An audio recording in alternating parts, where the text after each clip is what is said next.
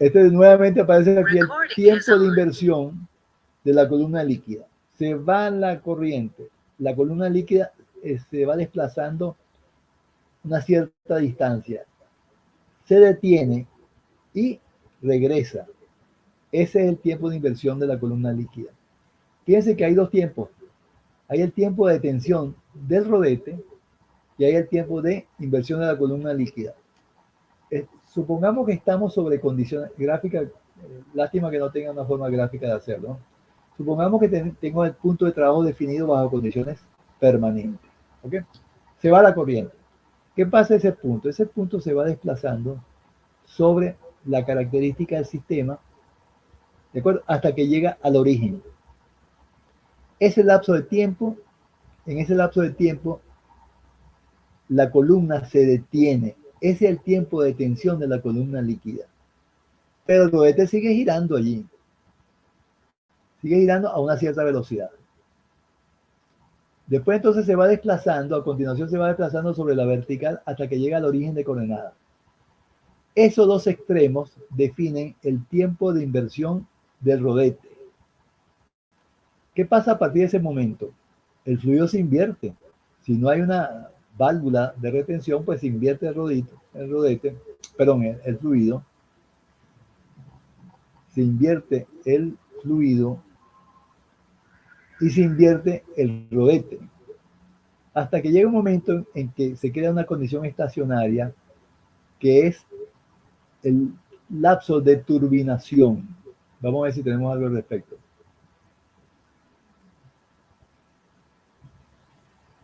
Time of maximum reverse pump speed. Ese es el tiempo de turbinación. Fíjense que el rodete se detiene en el origen y después invierte su sentido de giro y después se estabiliza esa velocidad. En ese punto está turbinando. Y entonces esto correspondería al máximo tiempo de inversión. Entonces observen lo siguiente. Primero, tengo una condición estacionaria. Después, cuando el punto de trabajo se llega al origen de coordenada, se detiene el rodete. Esto correspondería al tiempo de detención del rodete. A partir de ese punto se invierte el sentido de giro del rodete hasta que se estabiliza porque está turbinando. Entonces, ese sería el máximo tiempo de inversión del rodete.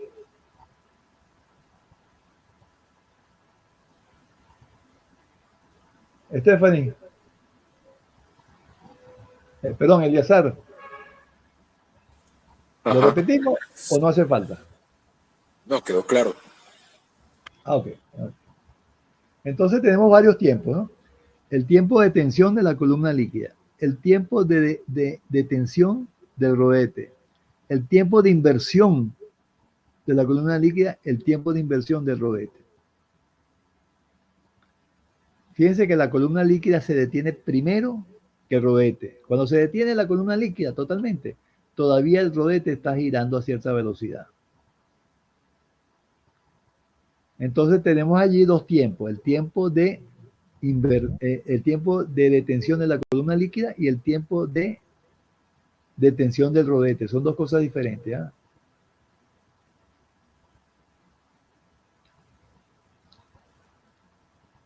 Bueno, eso es.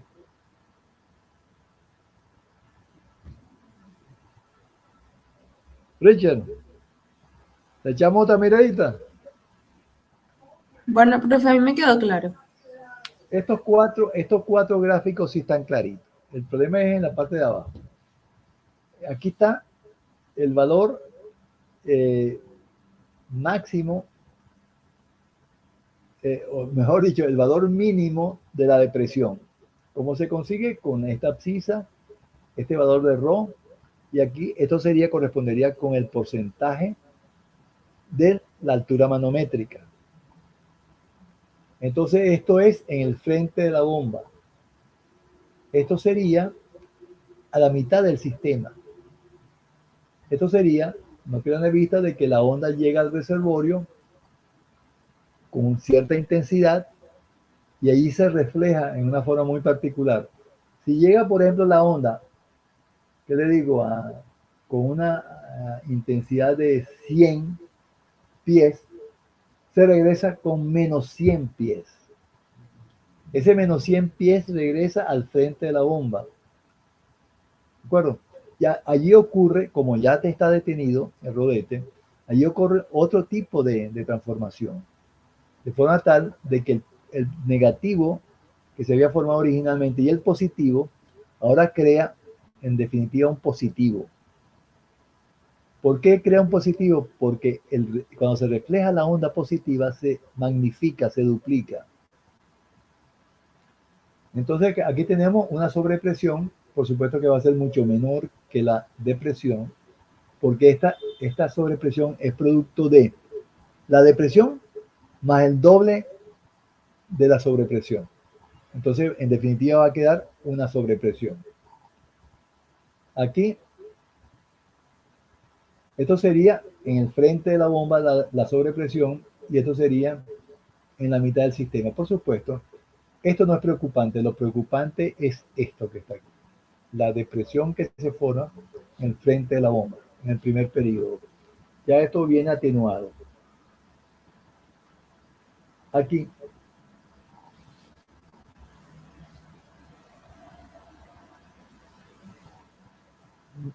velocidad máxima de inversión. Vamos a ver.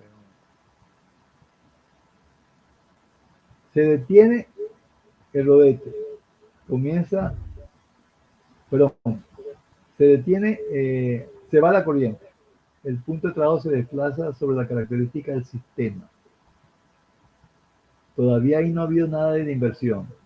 La columna líquida todavía, en ese instante, tomamos una foto y verán ustedes lo siguiente. La columna líquida se ha detenido, pero el rodete sigue girando todavía.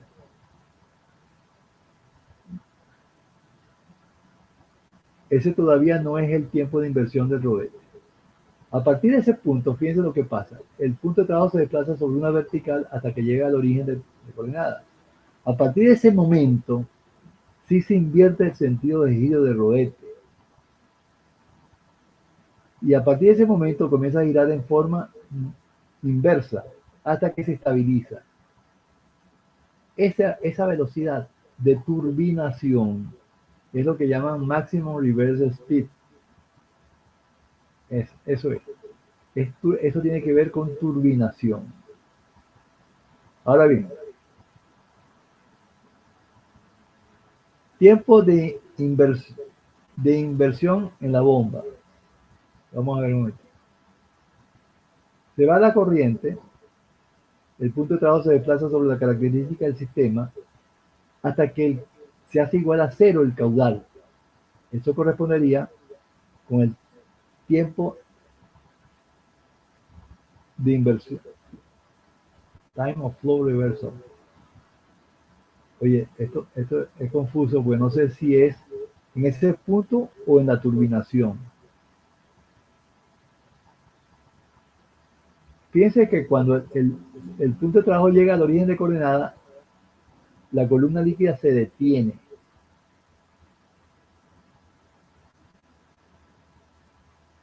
De repente se refiere a ese lapso de tiempo entre la condición estacionaria y cuando el punto de trabajo llega al origen de coordenada. Podría ser ese el tiempo de inversión de la columna líquida.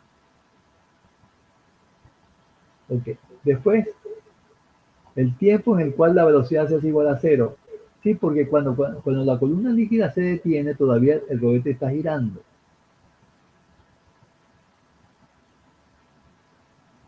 Y entonces, a partir de ese punto es que comienza a desplazarse sobre la vertical hasta que coincide con el origen de coordenada. En ese momento es que la velocidad se hace igual a cero. Entonces, entre la condición, digamos, permanente y ese punto, ese sí va a corresponder con el tiempo de inversión, el tiempo en el cual la velocidad se hace igual a cero. Es un poquito confuso esta curva, ¿eh? Vamos a ver el tiempo de inversión, el tiempo de inversión de la columna líquida, time of flow reversal at pump. Tiempo de inversión de la columna líquida. Oye, eso se confunde.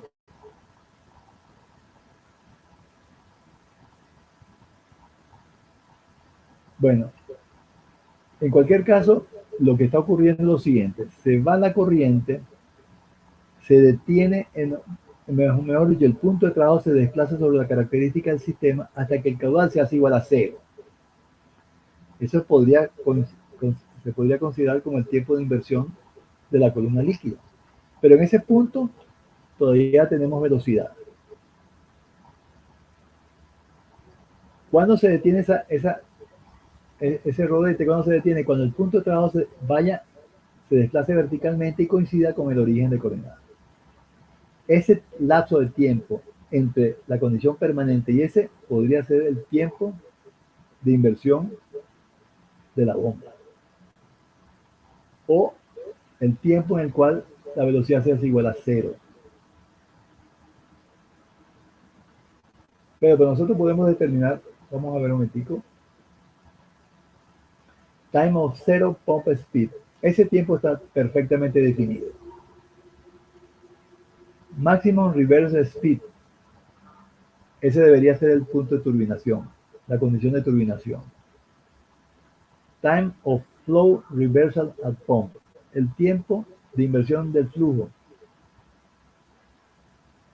Ese también está definido, que sería entre la condición permanente y cuando el caudal se hace igual a cero.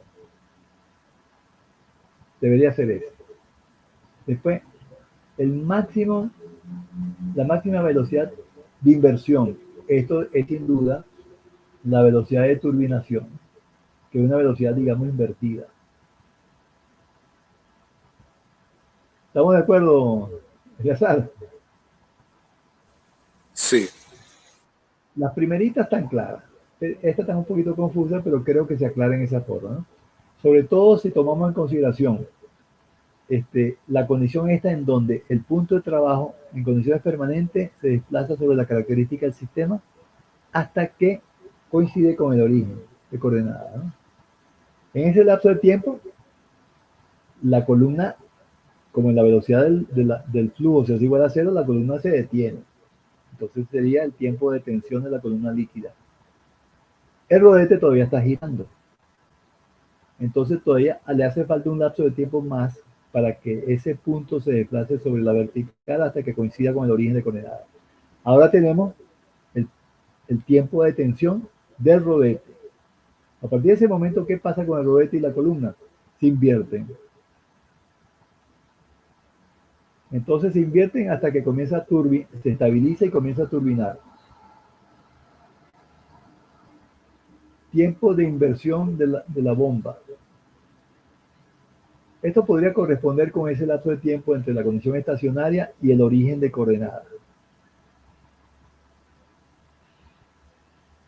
Este maximum reverse speed del rodete tiene que coincidir con la velocidad de turbinación.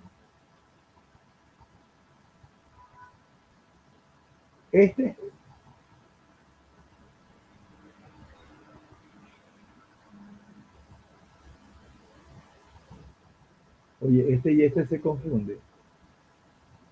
Time of zero pump speed y el tiempo de inversión. No, está bien. Este es turbinación y este es cuando el rodete, su velocidad se hace igual a cero. Está bien. Time of flow reversal at pump. Tiempo de inversión de la columna líquida. No debería haber problema ahí. Time of maximum reversal at pump speed.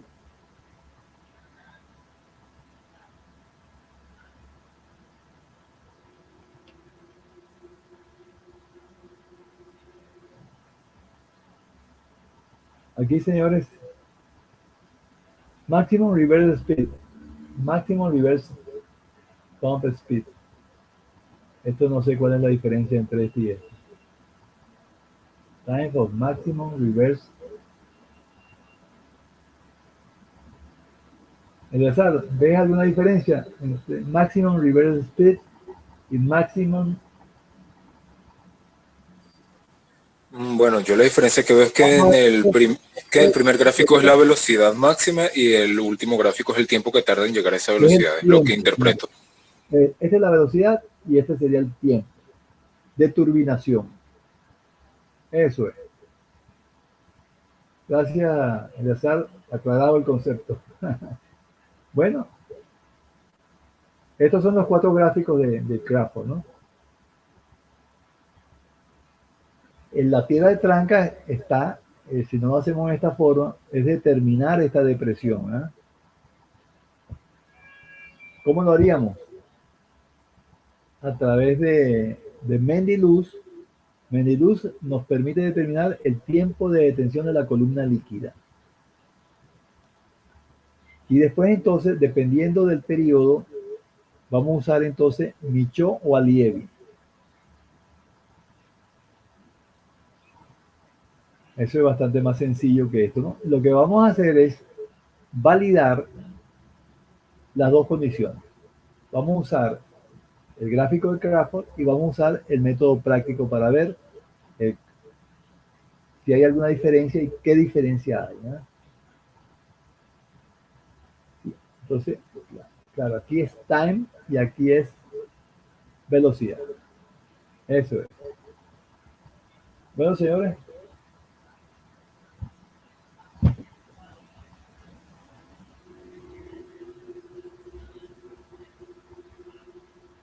Con respecto a la cavitación, creo que no hay ninguna duda, ¿no?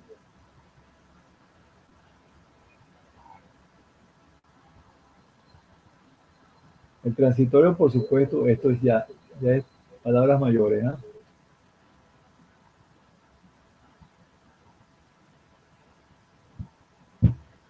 Les comento nada más. En la actualidad, lo que se hace para analizar el transitorio es a través de elementos finitos, ¿no? Ustedes lo pueden ver, no sé si han visto el LAROC, ahí aparece bien detallado eso, y el Flader también. Verán ustedes que en todos los casos utilizan el método de los elementos finitos, ¿no? Que en forma práctica, Pharmakian lo hace a través de gráficos. Eso, básicamente es eso.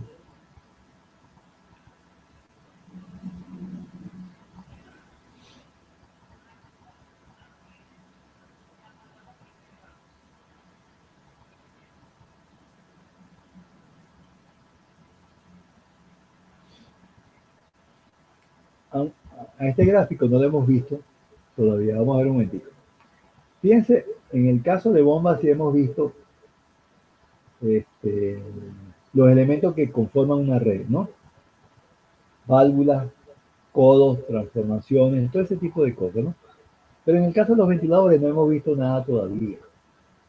Entonces, fíjense, tenemos esta página aquí que nos permite calcular para los accesorios la pérdida. Observen, por ejemplo, aquí en este elemento convergente tienen ustedes un valor de K. En este divergente otro valor, etcétera, etcétera, ¿no? Y no pierdan de vista de que la pérdida la van a calcular ustedes como esa K multiplicado por la presión de vapor. Y la presión de vapor la van a calcular ustedes en esta forma. Esto que está aquí solamente para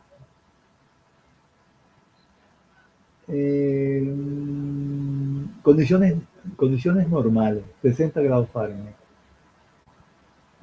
Este valor que está aquí, 3920. Vamos a ver un momentico. Esto sería para condiciones normales. Deberán ustedes entonces, como esto, por ejemplo, la presión de vapor está expresada en pies. Ah, claro, esto está en pulgadas. Nosotros tenemos 6.000 algo, pero es porque la presión de vapor está expresada en pies. En cambio, esto está expresada en pulgadas. Les aclaro eso un momentico.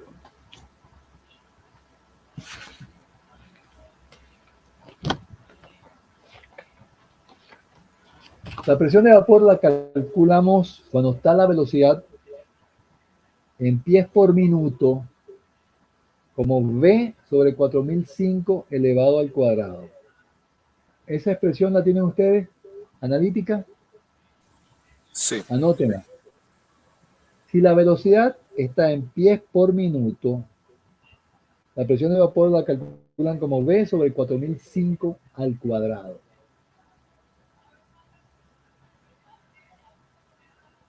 Ok.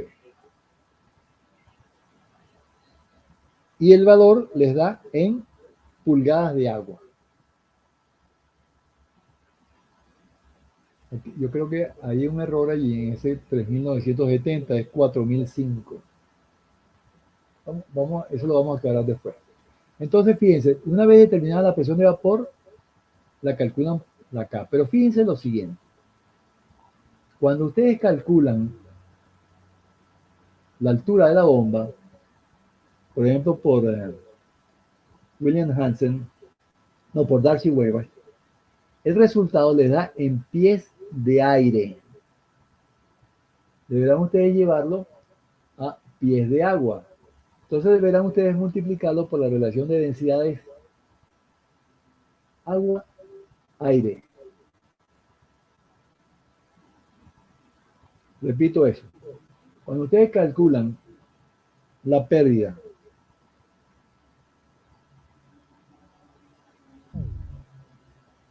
por Darcy Weber, déjenme un momentico precisar eso, porque es Darcy o es William.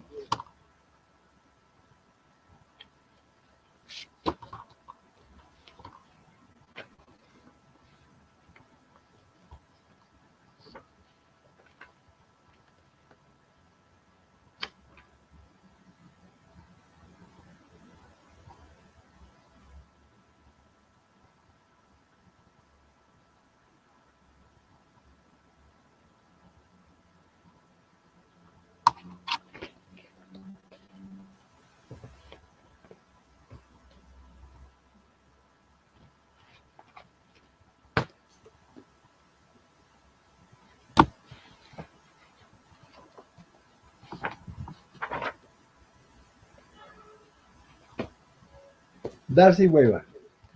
Repito entonces. Ustedes calculan la pérdida por Darcy Weber. Entonces les va a dar 800 pies de agua.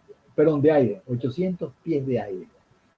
Y ustedes están trabajando siempre con unidades en términos de agua a condiciones estándar. Entonces, ¿qué hacer en ese caso? Agarramos esos 800 pies y lo multiplicamos por la relación de densidades aire-agua. Es decir, 0,07644 y la del agua es 62.34. Y en esa forma le da en pies de agua. Y lo multiplican por 12 y le da en pulgadas de agua. ¿Ok? Esto obedece a que esta presión está en pulgadas de agua y nosotros estamos trabajando con pies de agua. Bueno, en cualquier caso, una vez determinado la K, que es este valor que está aquí, esto sería para estas transformaciones. Esto sería para las mismas transformaciones, pero un poquito más precisa, ¿no? Esta sería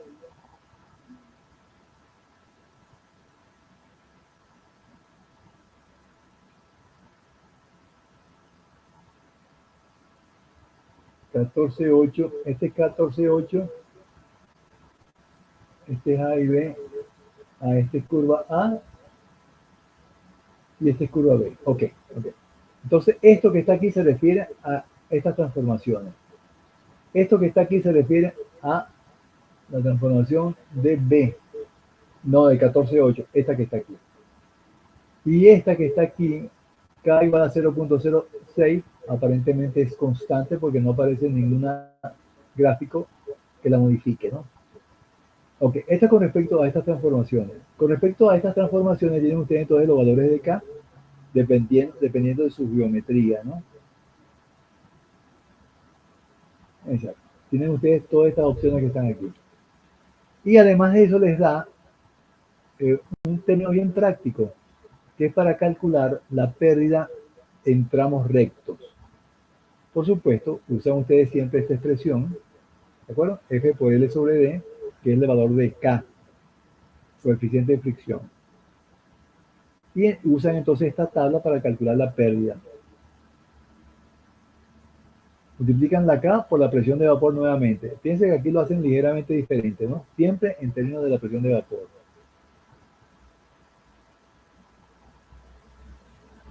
Y aquí tienen ustedes estas otras transformaciones. Eso sería en esos intercambiadores de calor de casco y tubo. ¿Cómo calcular la pérdida cuando el aire pasa a través de todos estos tubos, ¿no? Entonces, esto les permite a ustedes calcular un valor aproximado de la pérdida en intercambiadores de calor de casco y tubo. Esto es, ojo, alimentado por vapor, ¿no? Entonces, esta es la forma como ustedes pueden calcular la pérdida. En este caso, fíjense que este K por la presión de vapor es una pérdida absoluta. Y nosotros usamos algo más práctico, que es la longitud equivalente y primero una presión relativa y después una presión absoluta. Repito eso. Determinamos la longitud equivalente. Sumamos todas las longitudes equivalentes. La sumamos a la longitud efectiva y vamos directamente al Cameron y determinamos ahí la pérdida relativa, porque es una pérdida referida a 100 pies. La multiplicamos por 100 y nos da la pérdida absoluta. Ese en el caso del agua y usando el Cameron. En el caso del aire, usábamos, ¿se recuerdan ustedes? El tren o el crane. ¿Recuerdan? Había unas tablas, había unos gráficos allí que nos permitían calcular la pérdida, ojo, para condiciones normales, 60 grados Fahrenheit y una atmósfera de presión. Eso era el tren. En el crane tenemos algo parecido. ¿De acuerdo? Todos esos gráficos siempre referidos a condiciones estándar.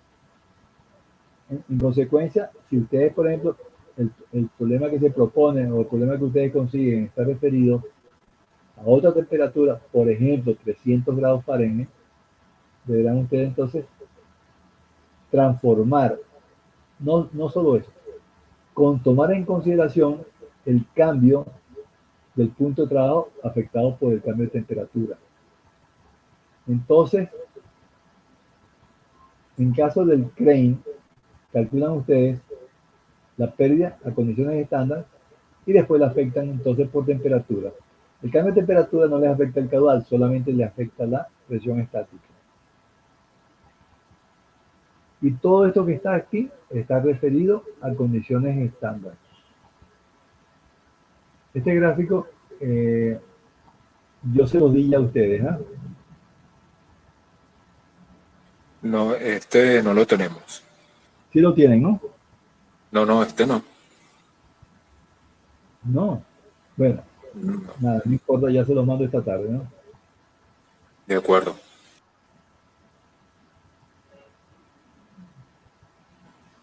Ah, mira, aquí por ejemplo está el de train.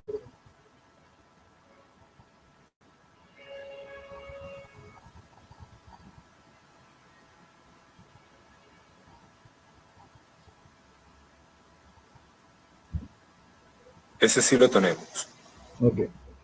Entonces, fíjense, entran ustedes con el caudal, que es la ordenada, cortan el conducto y leen aquí una pérdida, pero referida a 60 grados Fahrenheit. ¿Ok? Aplican semejanza y la afectan por el cambio de temperatura. ¿Cuál es la semejanza? El gamma. O sea que multiplican esta pérdida por la relación de temperatura. Este es el tren. Fíjense que esto que está aquí les permite a ustedes convertir una sección rectangular a circular. ¿Por qué? Porque es que todas estas curvas que están aquí están referidas a diámetros circulares, ¿no? Todas, sin excepción. Entonces, por eso es que primero se determina el diámetro y después entonces se determina la pérdida relativa. Relativa porque está referida a 100 pies. Pero no basta con eso. Si el flujo, el caudal, está referido a una temperatura diferente al estándar, deberán ustedes hacer una corrección, ¿eh? ¿A qué se debe esa corrección? Recuerdan ustedes que por semejanza, el delta P, la caída de presión en un tramo de conducto, era directamente proporcional a la densidad. Y la densidad lo es a la inversa de temperatura, pero en grados Rankine, ¿ok? Entonces, por eso es que deberán ustedes este valor que está aquí, multiplicarlo por la relación de temperaturas a la inversa, ¿no? Pero ojo, en grados Rankine. En grados Rankine. Dice, en algún sitio por aquí dice que esto está referido a condiciones estándar. ¿Ves? Based on standard error, 0.075. Claro, ellos lo aproximan. Ese valor es 0,07644. Y está referido a 40 juntas y a 100 pies. Es decir, ellos estiman la pérdida para 100 pies y deberán ustedes después extrapolar.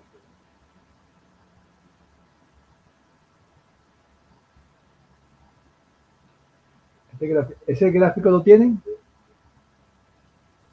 El de pérdidas en conductos sí lo tenemos. Ok, entonces el que faltaría es el que vimos previamente. A ver qué otra cosa hay por allí. El Cameron, ese ya se lo conocen ustedes de memoria. Vamos a ver este flujo.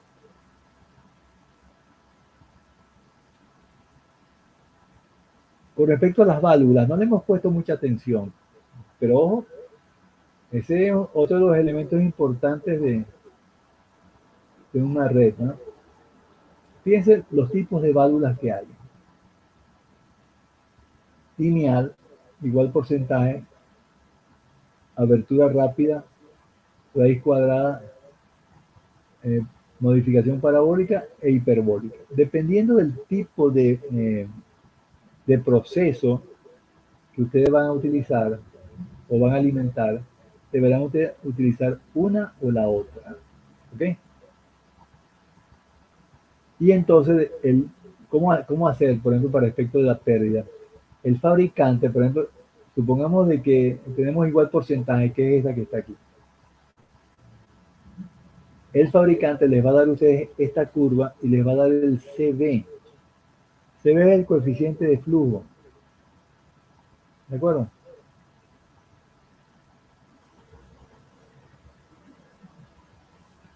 Entonces, bueno, aquí tienen ustedes todos estos tipos diferentes de válvulas. Y repito, cada una de ellas se va a utilizar para un proceso diferente, ¿no? Esto lo obtuve yo del Engineering Toolbox. A propósito del Engineering Toolbox, ¿le han echado una miradita? Sí. Ahí tienen ustedes todo lo que concierne a ingeniería mecánica, transferencia de calor, la parte de hidráulica, bombas, ventiladores, absolutamente todo, ¿no?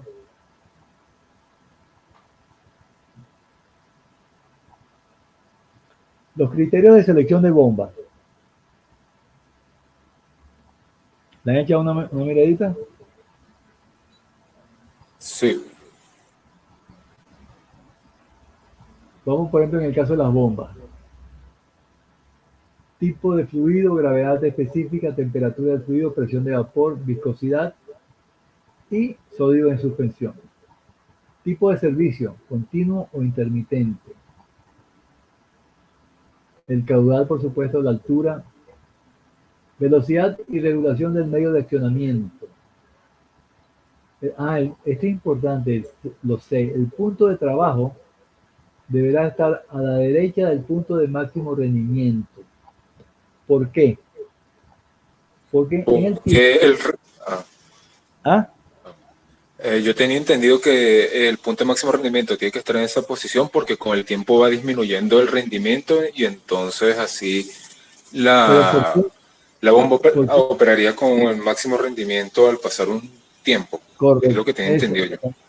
Ahora, ¿por qué el punto de trabajo se desplaza automáticamente? ¿Por qué? Por el envejecimiento de la tubería. El envejecimiento de la tubería hace que la pérdida aumente. Y si la pérdida aumenta, el punto de trabajo se va desplazando hacia la izquierda. Y si ustedes lo tienen a la derecha, lo que van a hacer es aumentar en el tiempo el rendimiento de la máquina. ¿Eso se entendió? Entonces, el punto de trabajo Sí. deberá, previendo la operación a 30 años, a 20 años, deberá estar a la derecha del punto de máximo rendimiento. Los materiales también. El fluido de trabajo podría afectar de alguna forma cómo está conformado la bomba, los sellos, los cojinetes, etcétera, etcétera, al mismo rodete. En el caso de los ventiladores, de igual forma el tipo de fluido, densidad, temperatura y viscosidad, ¿no? El caudal, el PV, velocidad y regulación del medio de accionamiento, punto de trabajo óptimo en zona estable de operación. Claro, claro. Este, claro, en el caso de la ventilación, el envejecimiento es mucho menos agresivo, ¿no? Entonces deberán ustedes siempre operar, previendo eso, en la zona estable de operación. ¿Cuál es la zona estable de operación? Que no esté en los extremos de las curvas, ni a la derecha ni a la izquierda. Ustedes han visto en las curvas del ventilador que existe una especie como de límite a la izquierda. Y a la derecha existe un límite natural, que es por supuesto que la pérdida, es decir, como la potencia aumenta en forma exponencial, el rendimiento también lo hace, ¿no? Decrece en forma exponencial, quiero decir. Eso se encendió. Fíjense, en las curvas que tienen ustedes allí del train, existe un límite hacia la izquierda. ¿Ok? ¿A qué obedece ese límite? A que va a haber en esa zona choque del fluido sobre la parte cóncava o convexa del ala, es decir, mucha turbulencia, mucha rendimiento bajo. Al haber tanta turbulencia, pues el rendimiento decrece. Y de igual forma, en el extremo derecho no aparece ninguna curva limitante, pero ocurre lo mismo. Va a haber entonces choque del fluido sobre la parte cóncava o convexa y mucha turbulencia. Por eso es que el rendimiento es muy bajo en los dos extremos y la potencia es muy alta en el extremo derecho. De igual forma, a pesar de que el fluido es muy poco, el caudal también es sensiblemente grande, ¿no?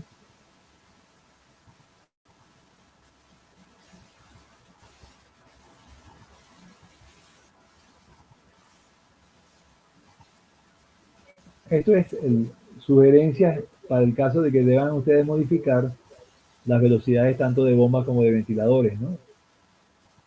Caja de engranaje, convertidor de frecuencia, eso es lo que se usa ahora. Variadores de velocidad electrónica y mecánica, válvulas de regulación, eso es para modificar las condiciones de trabajo, ¿no? Reductores de velocidad a tornillos y reductores de velocidad de engranaje. Claro, esto permite a ustedes modificar las condiciones de trabajo. Algo parecido se hace en el caso de los ventiladores, ¿no? Y lo que más se destaca aquí es el variador de velocidad electrónico. Eso es lo que se está usando ahorita con frecuencia,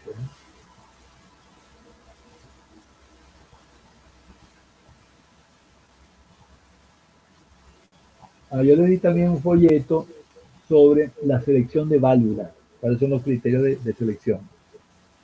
partiendo del coeficiente de flujo, ¿eh? En el Cameron también aparece detalles de esto, ¿no? El valor de K, el valor de C sub B, el valor de delta P. Todo eso aparece en el Cameron.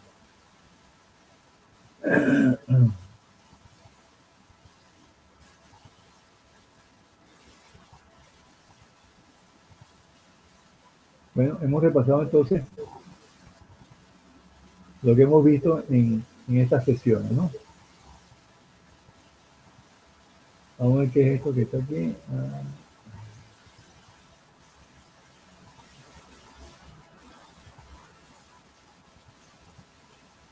Eso creo que fue el problema que propusimos en el examen, ¿no? Normalmente lo que se propone es algo más complicado, ¿no? Es lo siguiente, ¿no? Tienen ustedes en este caso dos intercambiadores de calor, tienen ustedes dos ventiladores y tienen ustedes unos tramos de conductos. En este caso no se está obviando la pérdida en este tramo y en este tramo, ¿no? Solamente se está obviando en el tramo de descarga, ¿no? Entonces tienen ustedes 1, 2, 3, 4, 5 y 6 elementos. Dos tramos de conducto, dos intercambiadores y dos ventiladores. Deberán ustedes, entonces usar ustedes definitivamente análisis másico, va a ser mucho más sencillo para este tipo de problemas. Deberán ustedes expresar estos 6 elementos en términos de masa, ¿de acuerdo? Y después usar un given para resolver la masa. Una vez determinado la masa, lo dividen entre la densidad en cada uno de estos puntos y determinan el caudal que lo afecta. Ese es el procedimiento básicamente, ¿no? Hasta ahora siempre hemos visto unas expresiones, unas redes muy sencillas de dos ventiladores, un intercambiador de calor, ¿de acuerdo? Como es importante este tema, yo les voy a proponer, pero como tarea, les voy a proponer un problemita más o menos con estos elementos, ¿no? Y ustedes saben, cuando nos salga el problemita, tienen ustedes que expresar esos 6 elementos en términos de masa, ¿no? Este y este lo conocen ya ustedes. En un conducto, ¿qué harían ustedes? Yo les doy la geometría del conducto. Entonces ustedes asumen un caudal semilla, ¿de acuerdo? Y calculan la pérdida. Esa pérdida entonces la expresan en términos de masa. Esa es la forma de hacerlo, ¿no? Aquí es un poquito más complicado porque sería en el protocolo. Y aquí sería en la curva característica genérica. Hay otra forma de darle las características del tramo de conducto, que es a través de un protocolo. Cuando se desplazan 25.000 PCM en este conducto, la pérdida es de tanto. A veces, en lugar de la geometría, se le simplifica el problema en esa forma. Entonces, una vez conocidos esos dos valores, ustedes lo que hacen es expresarlo en términos de masa. ¿Alguna duda?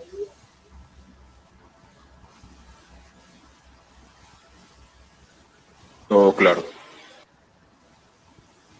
Bueno, entonces ya hicimos un repasito de todo esto.